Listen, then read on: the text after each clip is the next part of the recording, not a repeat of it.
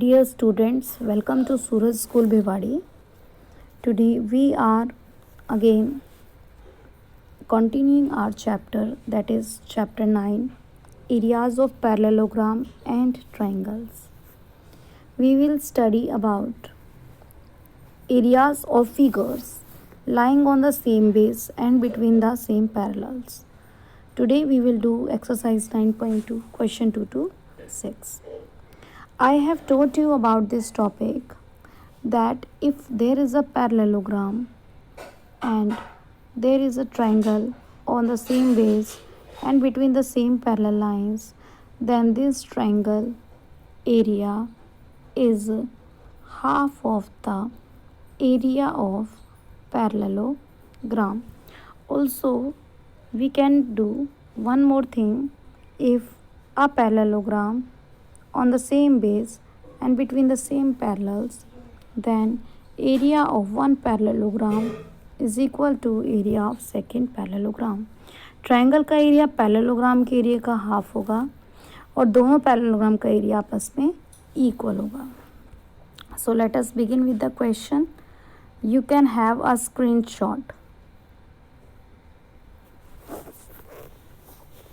Okay बेटा, you can have a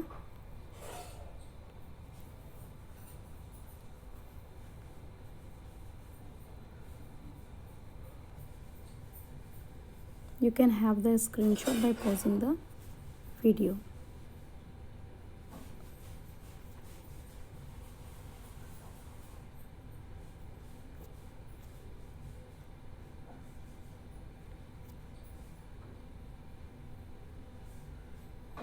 Okay, now we will begin the exercise. You just understand it very carefully.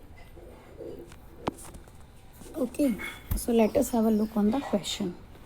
E, F, G, H are the midpoints of the side. E, F, G, H are the midpoints of the sides of a parallelogram. It is very easy. Let us draw the diagram. E, F, G, H are the midpoints. Let it be A, B, C, D. A, B, C, D is a parallelogram. E, F, G, H are the midpoints. E, F, G, and H are the midpoints. You have to prove that E, F, G, H का area जो है वो parallelogram ABCD के area का half है. तो what I have done, I just joined it. Now let us talk about lower triangle. In triangle we talk about this one. So what do you see? Can you see that? Can you see that this triangle area of HEF is half of area of ABFG? Tell me, is this parallel to this? Because it's a parallelogram. And so are they lying on the same base? Yes. Are they between the same parallel? Yes. This triangle will have the area, half of the area of this much. Fine, this is number 1. Now we can use the same criteria in the above also. We can use the same criteria in the upper triangle also. So what you can write, area of HFG. This area is equal to half of HDCF. So that will be your number 2. Now what is the third step? Add 1 and 2. जब आपने इसमें इसको add किया तो बन जाएगा EFGH और यहाँ बन जाएगा ABCD. Understand? In this manner you have to do. So what we have done, I am writing again. Area of HEF is equal to half of area of HFBA. Similarly, area of HGF equal half of area of HFCD. This is 1, this is 2. Add 1 and 2. Add करके लिखेंगे, तो जब लिखेंगे तो ये बन जाएगा EFGH और हाफ कॉमन लेके ये बन जाएगा ABCD। Next P and Q are the 2 points, ये यहाँ पे P है, यहाँ पे Q है, are the 2 points on DC okay and AD। ABCD parallelogram है, आपको बताना है APB, दिस वन APB का एरिया BQC के एरिया के इक्वल बताना, दिस इज़ BQC। ठीक है, तो कैसे बताएंगे बेटा? सबसे पहले ये ले लो BQC। Now tell me, can I write that area of BQC is equal to half of area of ABCD, because it is a parallelogram, तो ये पैरेलल लाइंस हो गए और सेम बेस पर भी हो गए। Similarly I can write that area of APB is equal to half of ABCD, again the same base, ये सेम बेस हो गया और पैरेलल लाइंस के बिटवीन भी हो गए। इन दोनों को ऑब्जर्व करो, right hand side equal, so there left hand side will also be equal, so APB is equal to BQC। अगर राइट साइड इक्वल है तो लेफ्ट साइड भी क्या होगी? इक्वल। तो from first and second we can see that BQC is equal to APB. Then we have question number 4. In the figure, P is a point in the interior of a parallelogram ABCD.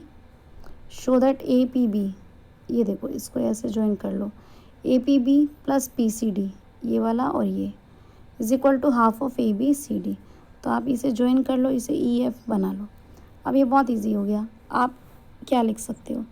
Area of triangle 1 is equal to, triangle 1 क्या हो गया? APB is equal to half of area of ABEF, number 1।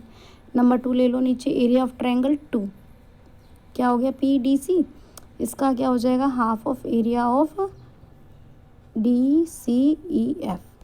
ऊपर वाला triangle इसका half हो गया, नीचे triangle इसका हाफ हो गया। अब दोनों को आपको क्या करना है? फर्स्ट और सेकंड को ऐड कर देना है, APB आ जाएगा, यहाँ से PCD, हाफ कॉमन लोगे, ऊपर वाला पैरेललोग्राम और नीचे वाला पैरेललोग्राम प्लस करोगे तो कितना आ जाएगा? ABCD। प्रूफ हो जाएगा, रफ नोटबुक लेकर ट्राई करना। और अगर सेकंड वाला प्रूफ करना है तो आपको यहाँ पे ज्वाइन करना पड़ेगा। तो APD same base same parallel line, और इधर से ये वाला लोगे तो BC और ये सेम पैरेलल लाइन और सेम बेस, तो बिल्कुल फर्स्ट की तरह ही सेकंड आपका कंप्लीट हो जाएगा।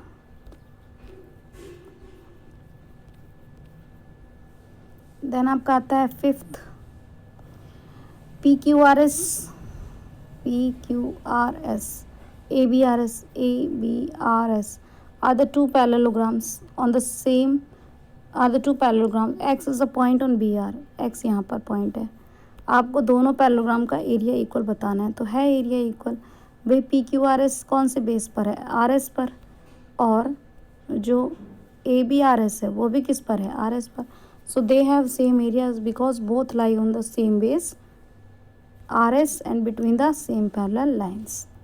अब देखो ये जो AXS है ये किस पैरेललोग्राम के अंदर आ रहा है?